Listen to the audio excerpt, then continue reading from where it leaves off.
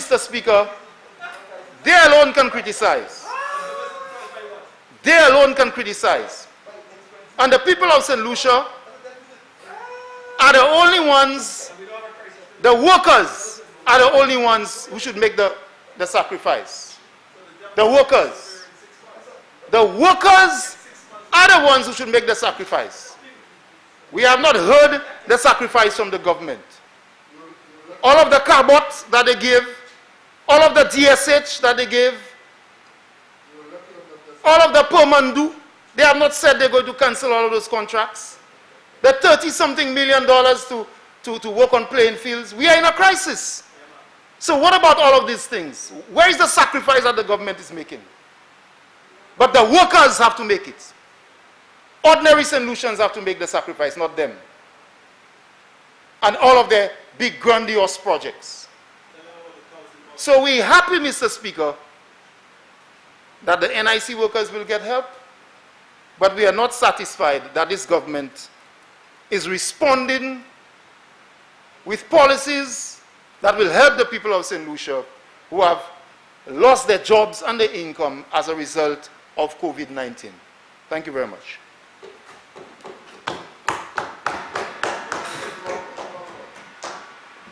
Member for Swazell Saltibus. Thank you, Mr. Speaker. I rise very briefly considering the time, Mr. Speaker, and also considering that after this we have another bill to debate. But I rise very briefly to give support to this bill, Mr. Speaker. Mr. Speaker, early on today, the leader of the opposition,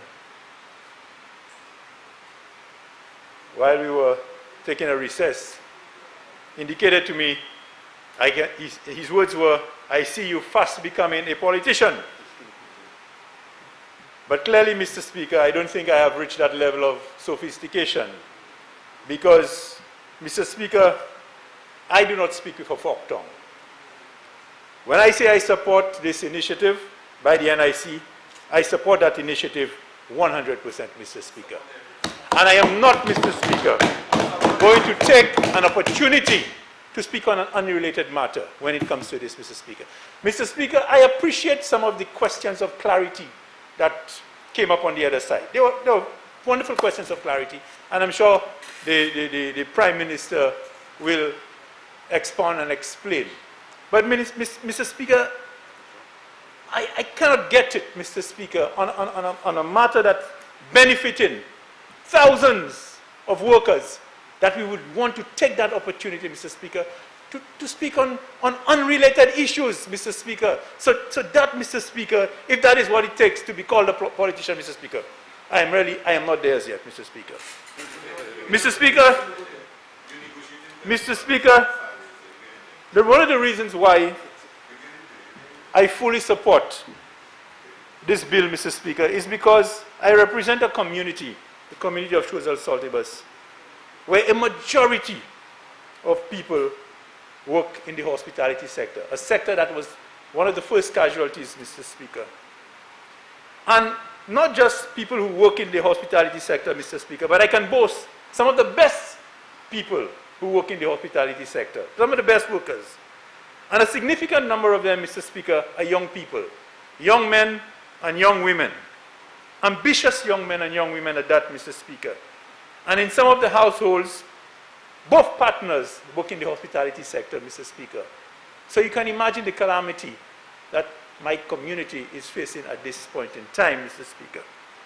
Now, while the NIC, what we understand is going to be paid out, Mr. Speaker, is a mere drop in the bucket, Mr. Speaker. It is a mere drop. Because, Mr. Speaker, many of these people with their ambitions have just started construction, have just invested in various things, Mr. Speaker, to enrich their own lifestyles, Mr. Speaker, and to grow. So, Mr. Speaker, when you hear, Mr. Speaker, that some effort is being made to provide some relief, Mr. Speaker, we have to be grateful.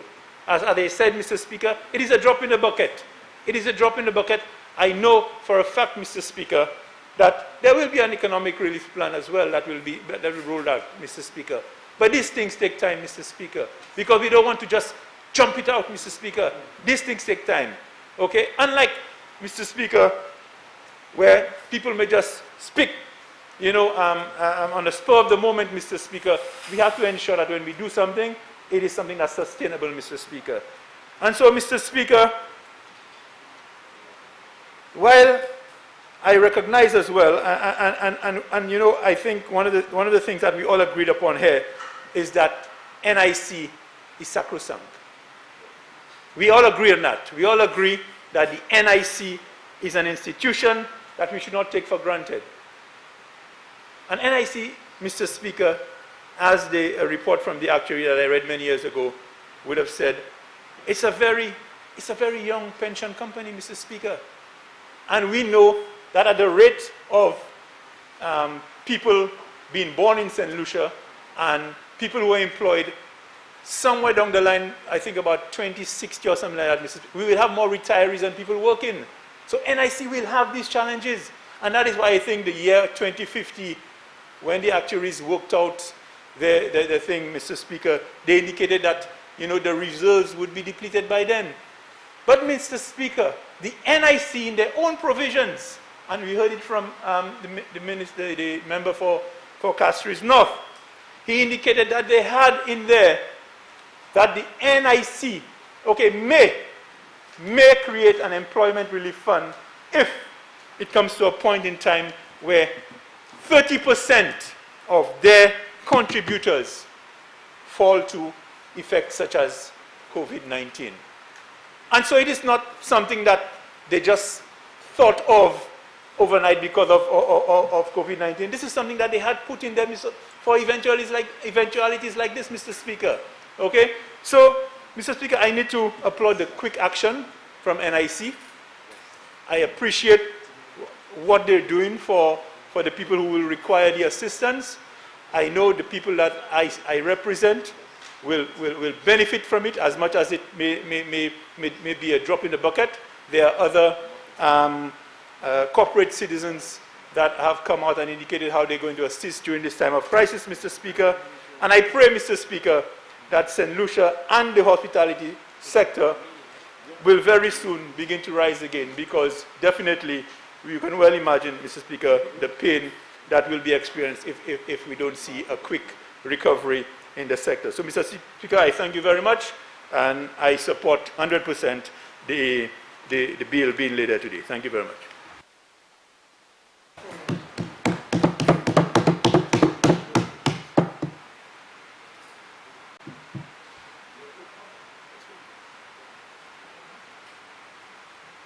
Member for Soufrière Fonseca. Thank you very much, Mr. Speaker.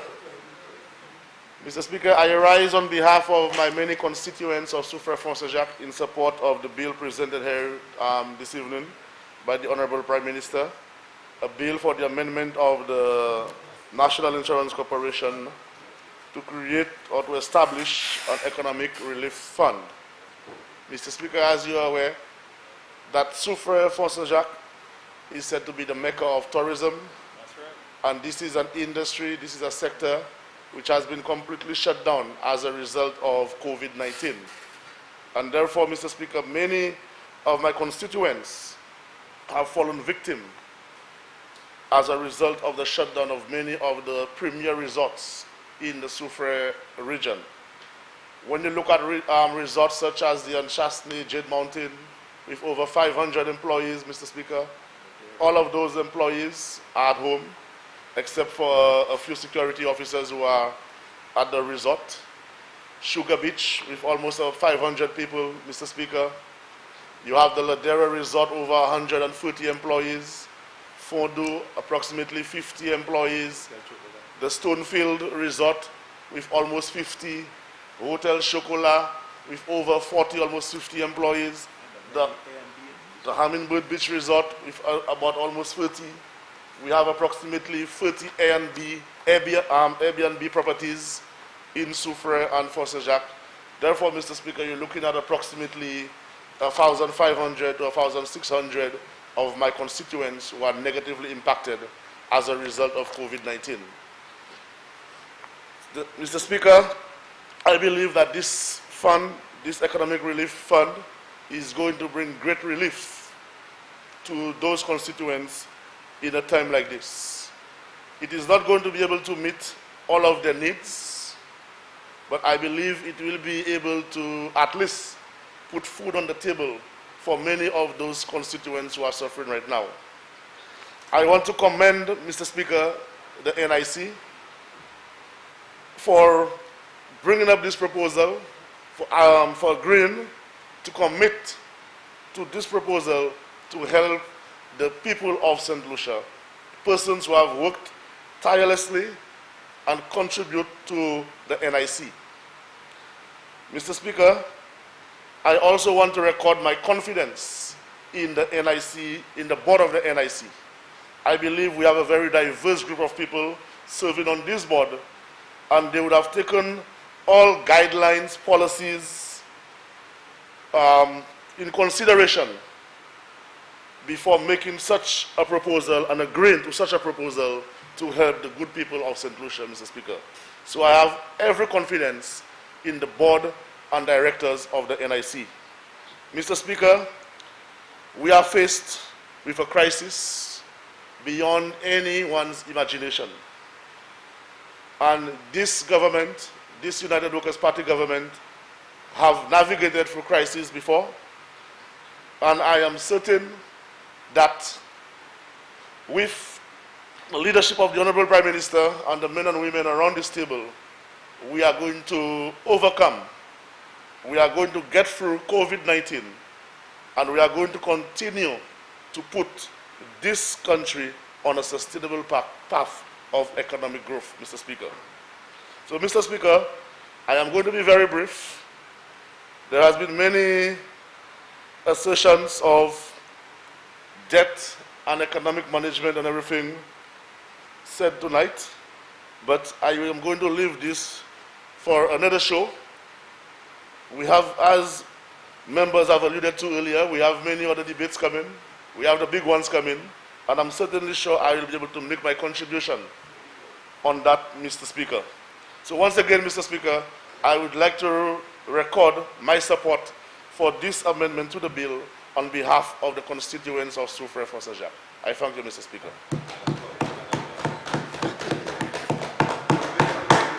Member for Barbono.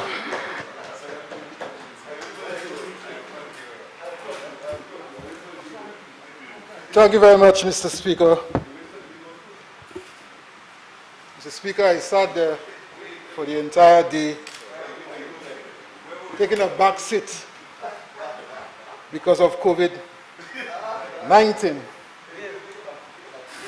But I realized, Mr. Speaker, those members on the other side wanted me to make a contribution because they keep pricking and pricking and pricking. Mr. Speaker, one, I sit quietly and I intend to listen to the debate. I want to warn the members on the other side not to provoke me. So, Speaker, I stand to give support to this amendment. Like my other colleagues have said, I too represent a constituency where persons will be affected. And whilst we are speaking about the hotel industry, I'm sure you realize, Mr. Speaker, that I have a number of heritage sites in Barbono where persons are employed, and this amendment would take on board those individuals who are working on these sites. For example, the Skyride, where we have over about 100 persons working. I'm sure, Mr. Speaker, they will be relieved and happy to hear that we are coming to Parliament to make amendments so at least they can get some support as it pertains to the negative impact of COVID-19. So, Mr. Speaker, I want to express my appreciation to the NIC. And of course, whilst we are here making changes, I'm sure you would agree, Mr. Speaker, that the time has come for us to really look at the NIC and see how we can make changes to the NIC to incorporate other areas where persons who are contributing to the NIC can get support. Of course, Mr. Speaker, those on the other side, all of them who have spoken, said they support the initiative that is taking place here today. But of course, we hear the whole aspect of integrity and the whole aspect of securing the resources at the NIC. Mr. Speaker, I listened to the member for Castries East, the leader of the opposition, and speaking to the last time a report was submitted in this Honorable House as it pertains to the NIC in 2017, and in fact he quoted June 2017. And he said, Mr. Speaker, that the report said in June 2017 that $138 million was loaned from the NIC by government. Now, I want to talk about integrity. I want to talk about the securing of the resources of the NIC, Mr. Speaker. I asked a question. We came in June 2016.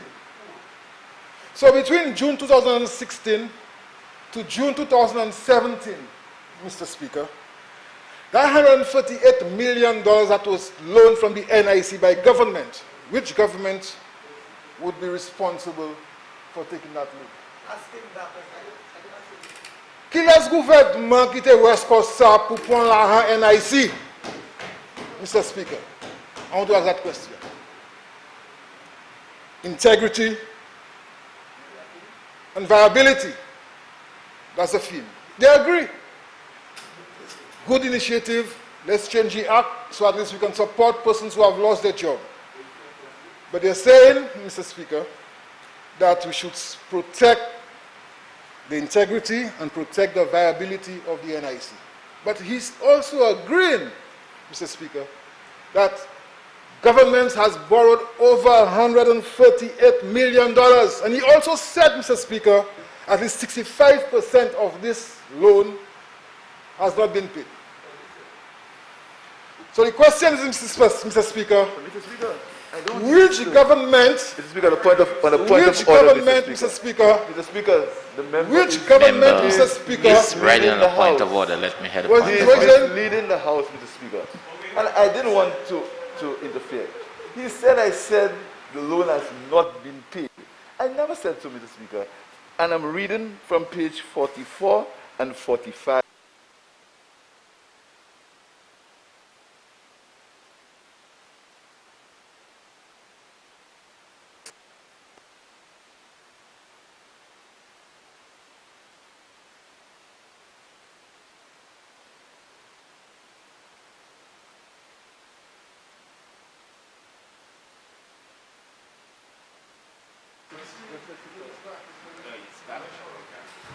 Mr. Speaker, the member is Mr.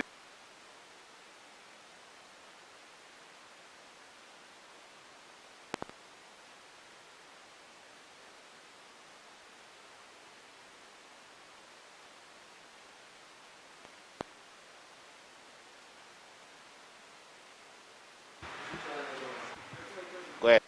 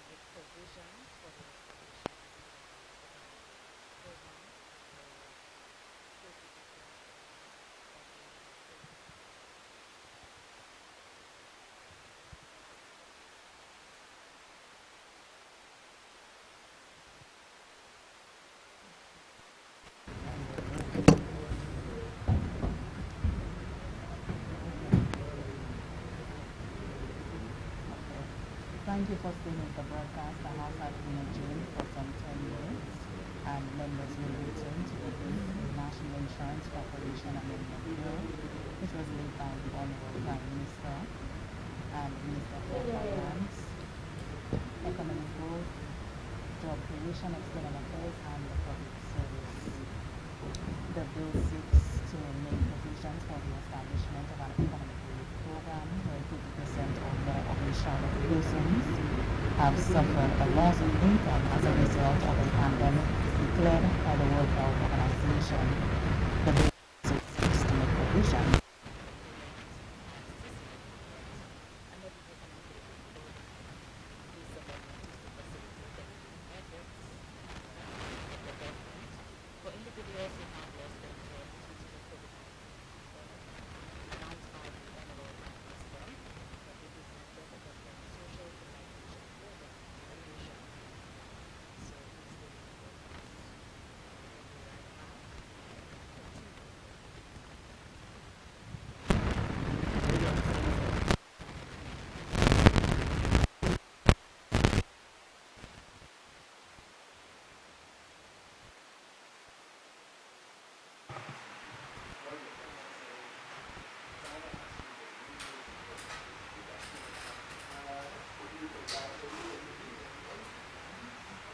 Personal risk reduction is important. Germs are everywhere.